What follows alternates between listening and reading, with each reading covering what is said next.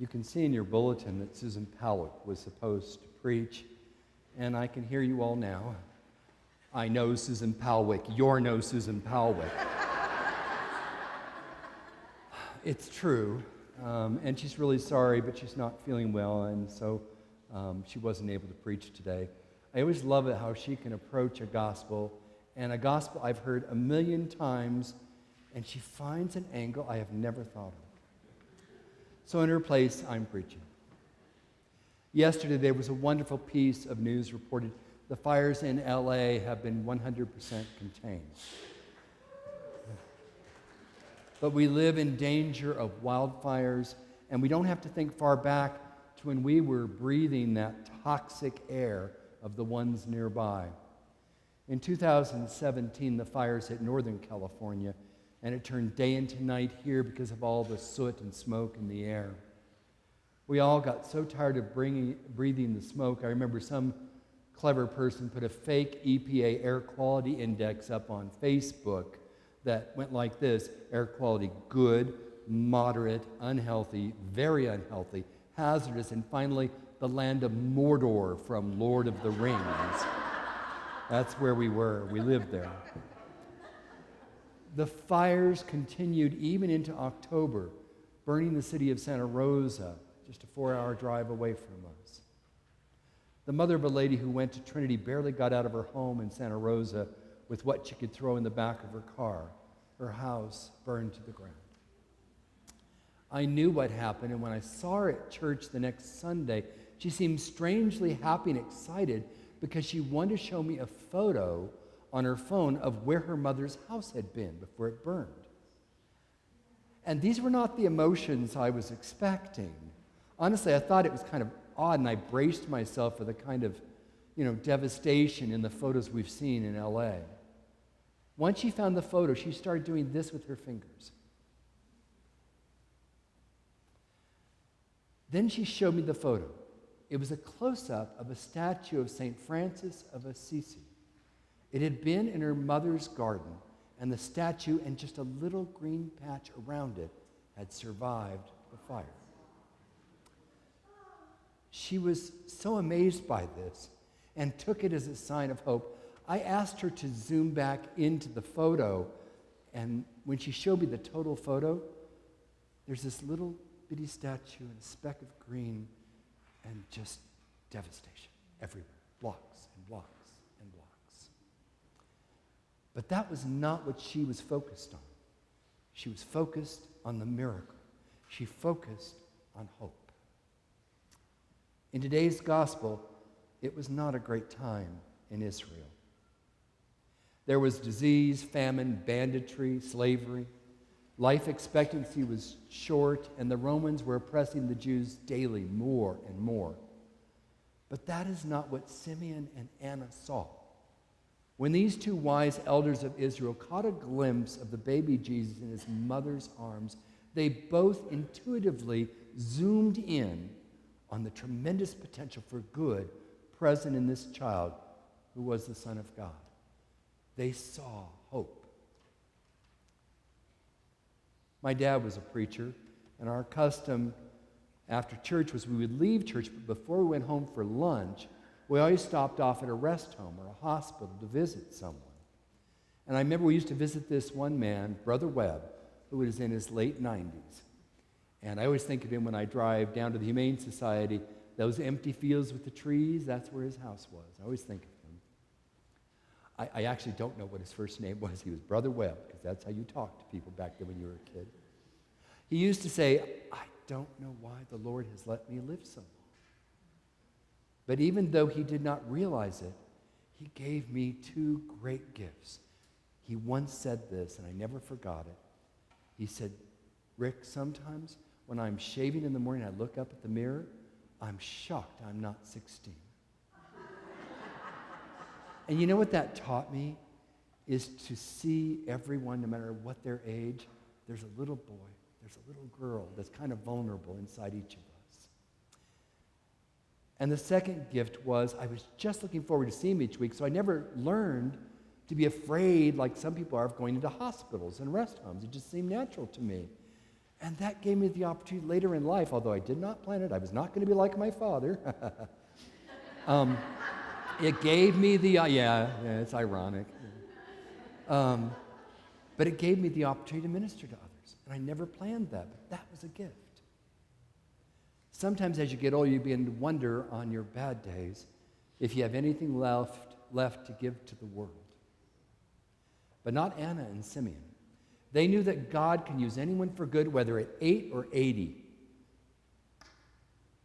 The birth of a baby is a time of great joy. It makes you believe in God and rainbow and unicorns all over again. And Jesus' parents traveled to Jerusalem offering a sacrifice according to what was stated in the law, a pair of turtle doves or 2 young pigeons. This was a poor person's offering. Rich people or people with some more money would offer a lamb. And that morning, undeterred by his age, Simeon lets God use his voice and tells the startled young Mary and Joseph that their child was going to be a light for revelation to the Gentiles and for the glory of Israel. The helpless baby in their arms was going to change the world. But then his prophecy grows dark. This child is destined for the falling and rising of many in Israel, and assigned to be opposed, so that the inner thoughts of many will be revealed. All was not going to be sweetness and light for this child. Then Simeon seems to get up close and personal. It's like he leans in and whispers to Mary, and his sword will pierce your own soul. And all I can think of is Mary at the foot of the cross, weeping as her son dies. A lot of people came to worship in the temple, but none were more faithful in attendance than Anna. Everyone knew her. She was a familiar sight, an 84-year-old pious woman who spent her days praying and praising God. Anna had spent a lifetime watching for God in the world. On this day, suddenly, she stops mid-prayer. Her eyes fly open. Her head turns, and as though someone else has gently placed hands on her temples and directed her gaze, she sees that oh-so-young mother and her newborn son. She gets up and scurries from person to person, leaning on her walking stick, urging them not to miss seeing this very special child. He is the one, she announces with breathless excitement. He is the one who will redeem Israel. Old Anna and Simeon. One of the gifts of old age can be that you have enough experience and faith to see potential in everyone. When you're a new parent, you may remember your horizons are very short. You tend to think a lot about what is the next step. Okay, what should I do now? When my oldest daughter was born, I remember mainly the emotions, combination of total fear and joy, if I remember right. But I do distinctly remember what we thought as we carried her out to the car and left St. Mary's. I thought, those fools, they are letting us take home a live baby. Don't they know we have no idea what we're doing? Those were my thoughts. But old Simeon and Anna had seen a few things in their lives, and they could see farther than the 2 young parents of the baby Jesus. Because of a lifetime of looking for God in everyone, old Simeon had eyes to see through the Spirit. Simeon saw the world-changing potential in this one little baby. And Anna, too. She was not some kind of old cranky senior citizen. She was a woman filled with the Spirit, and now in her last years, she saw the salvation of Israel. Bored with life? Not Anna. She was as excited as a teenager at a K-pop concert. She had to tell everyone, come and see this child. He's going to redeem Israel. That ability to see the good, the potential in others, and in ourselves seems to me to be a God thing. Maybe this morning, because of your journey, maybe it's going hard, and you're barely seeing from one day to the next, but God sees in you everything you can become. God sees in you all the good you can do. God sees every bit of your potential, and it is the nature of God to bring that potential out in you and in all of us. My impression is as we get older, you can react to life in one of two ways. We can let life make us harder, more bitter. Or we can let life, with all its challenges as we age, make us softer, more compassionate, gentler. It is not easy. I think it's a conscious choice you have to make.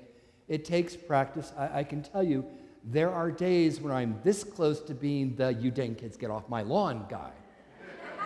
But most days, I choose differently.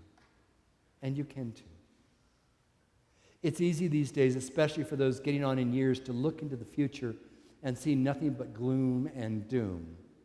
But that's not what Simeon or Anna were doing.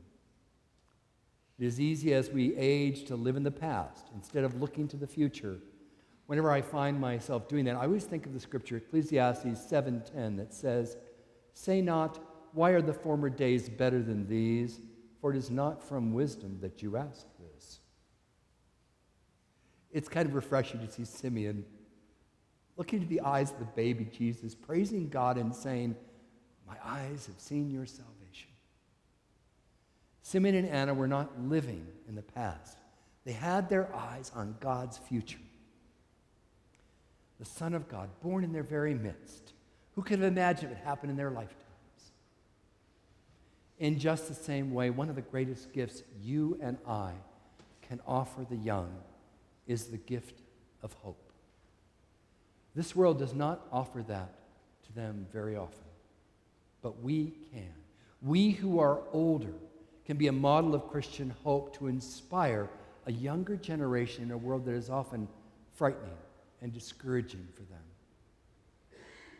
We're just a few weeks out from Christmas, and I love the Christmas pageants where we have all the little kids and even the babies playing the parts of angels, wearing those wire halos with tinsel, announcing the tidings of great joy to the shepherds.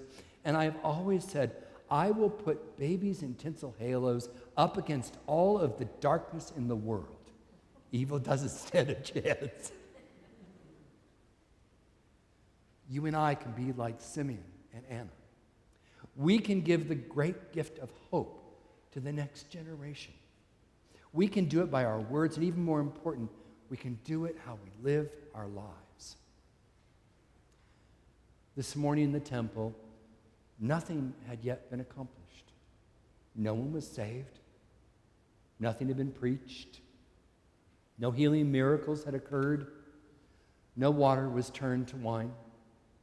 But that's okay.